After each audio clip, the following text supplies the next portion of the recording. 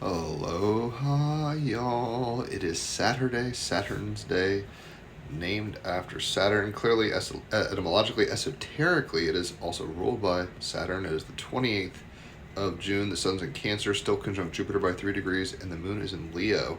I'll reference the astrology as we go, but the cards I've pulled for today are the Magician in traditional Tarot, but this is the Starman, or the Alchemist, the Seven of Swords, and Unbending Giant. And as you can see, there's this giant, and there's talk about giants, so we've got a lot of giant energy, big energy, moon in Leo, Mercury in Leo.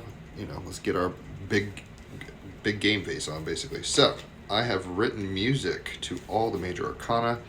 The song for this is great. It's called With These Tools. It's talking about the elements, and each kind of has a poetic resonance to it, but it's groovy reggae, ironically.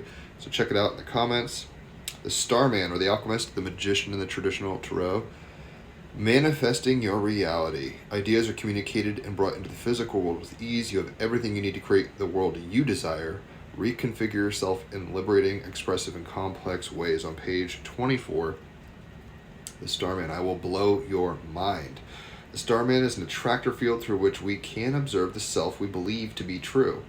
We are being invited to see the inherent nature of the human condition and look at what has been fashioned by culture through the ages, the belief and value systems we have simply adopted. Venus in Taurus, Uranus in Taurus, Pluto retrograding in Aquarius, Mars in Virgo.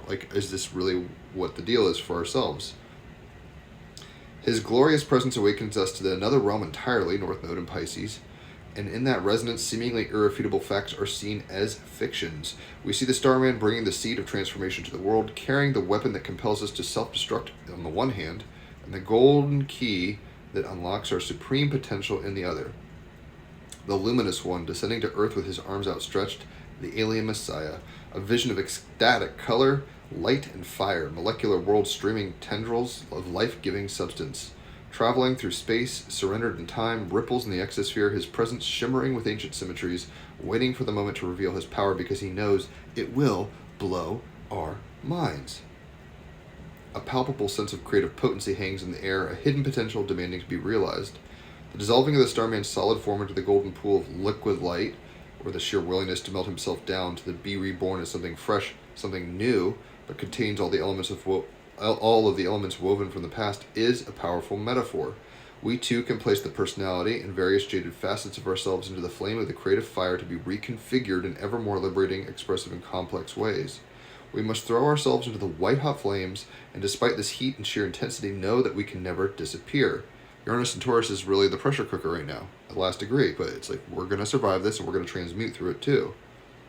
To boldly confront the fear of destroying that which we cherish, something complete and comfortable, Sun conjunct Jupiter in Cancer, Venus in Taurus, Moon in Leo, the things that we like and hold dear, to basically destroy it and confront it through alchemy, is a courageous thing to do. To trust the Starman as he propels us toward the possibility of discovering what we didn't know that we didn't know.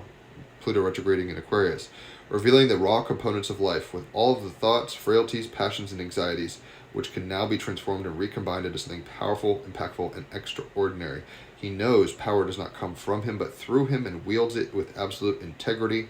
Mars in Virgo, creating something magical out of nothing. North Node in Pisces, it's magic. The Starman offers us the elixir, a constant visual theme and quest in my work with David Bowie, and that's David D'Angelo speaking. He's been on my podcast, check it out. How to create images that brought things to the surface to be seen, felt, and ultimately healed of its own destruction. Chiron in Aries. Sun conjunct Jupiter in Cancer. We must risk our own destruction, risk our own failure, and embrace what appears to be a mistake. Bowie seized upon things that would have been viewed as insignificant, and these were often the things that bore the most fruit. He wasn't afraid to pull things apart that already looked finished to reveal something unexpected and significant. Mars in Virgo. Uranus in Taurus. When the Starman appears, it is a signal to see what elements of your life can be reinvented and rethought in order to create and reveal something extraordinary.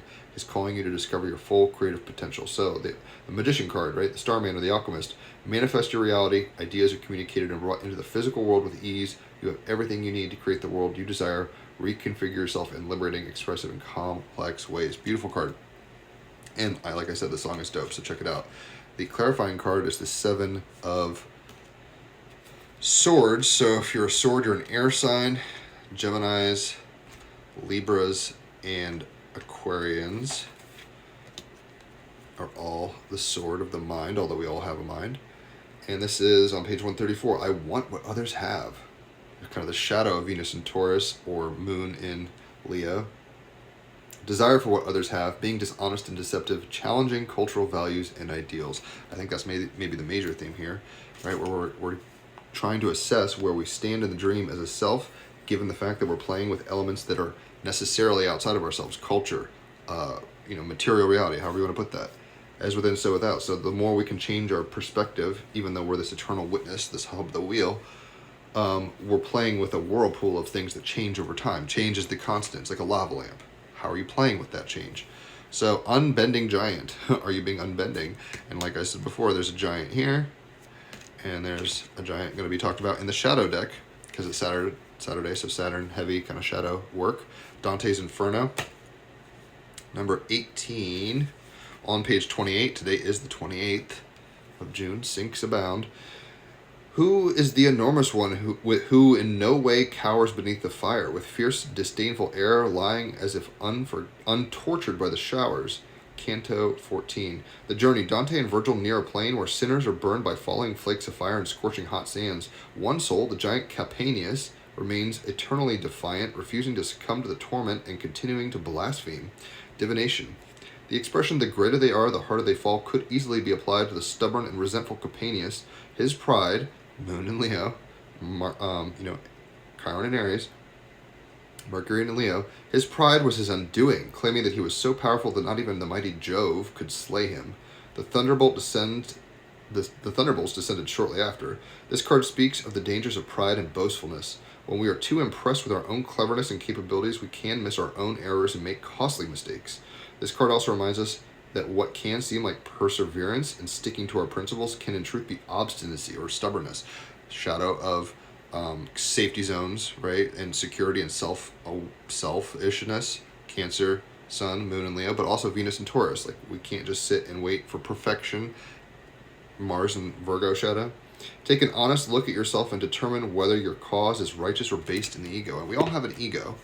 We all have a self in the dream, an avatar, but we don't want to be so consumed with ourselves that we don't consider the others. We don't want to look at everybody as a sheep that we could just stomp on. Right? We want to be aware of everybody's going through it, and everybody's kind of an Indra's net dot in the matrix, and we're all reflecting infinitely to each other. And the more we can tap into that, the more powerful we can play in the game. We can bend the spoon, so to speak.